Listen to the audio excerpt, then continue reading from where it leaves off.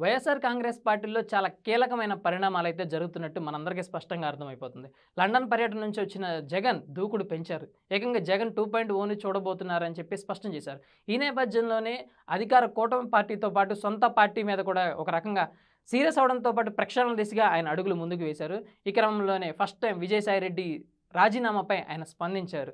దీని గురించి జగన్మోహన్ రెడ్డి మాట్లాడుతూ ఏమన్నారో ఒక్కసారి చూద్దాం. జగన్మోహన్ రెడ్డి విజయసాయిరెడ్డి రాజీనామాతో పాటు గతంలో నలుగురు ఎంపీలు రాజీనామా చేశారు. ప్రస్తుతం మాకు 11 మంది రాజ్యసభ సభ్యుల బలం ఉంది.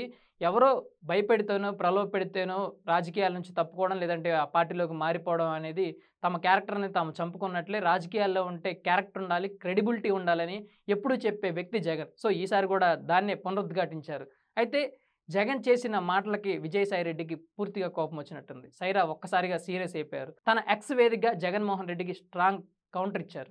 తాను ఎవరికీ భయపడే వ్యక్తిని కాదని, క్యారెక్టర్ క్రెడిబిలిటీ ఉంది కాబట్టే రాజీనామా చేసి వ్యవసాయం చేసుకుంటున్నారని, అక్రమాలకు, అధర్మాలకు భయపడే వ్యక్తిని కాదని, ఎవరో భయపడితే, ప్రలోభ పెడితే అదిరేది లేదు, బెదిరేది లేదని చెప్పి స్పష్టం చేయడం జరిగింది. ఒక రకంగా ఇది జగన్ క్యారెక్టర్ గురించి మాట్లాడిన సందర్భంలో విజయసాయిరెడ్డి కూడా తన క్యారెక్టర్ తగ్గలేదు, నా క్యారెక్టర్ ఇది, ఎవరి క్యారెక్టర్ ఏందో అని తెలిపే స్థాయిలో విజయసాయిరెడ్డి కూడా ఇక్కడ కౌంటర్ ఇచ్చినట్టు మనందరికీ అర్థమవుతోంది. అయితే విజయసాయిరెడ్డి పార్టీ నుంచి వెళ్ళిపోవడం అనేది వైఎస్ఆర్ కాంగ్రెస్ పార్టీకి చాలా పెద్ద మైనస్‌గానే అందరూ అభివర్ణిస్తూ ఉన్నారు.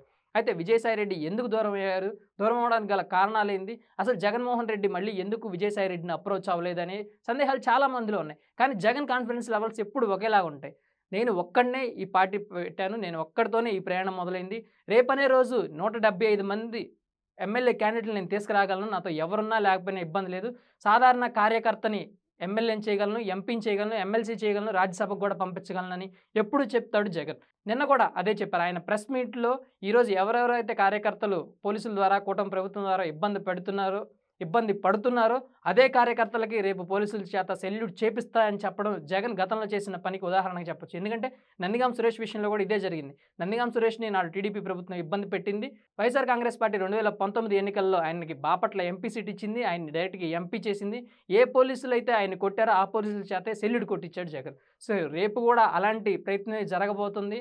ఎవరున్నా లేకపోయినా, తనతో ఎవరొచ్చినా రాకపోయినా పూర్తిగా నేను కార్యకర్తలనే నమ్ముకున్నాను. ఈసారి కార్యకర్తలకే న్యాయం చేసే దిశగా ముందుకు వెళ్తాను. ఇందులో విజయసాయిరెడ్డి ఉన్నా, సజ్జల రామకృష్ణారెడ్డి ఉన్నా, ఎవరున్నా, ఎవరు లేకపోయినా గానీ నేను ఒక్కడిని మాత్రం వెళ్తానని జెప్పేసి జగన్ పునరుద్ఘాటించడం జరిగింది.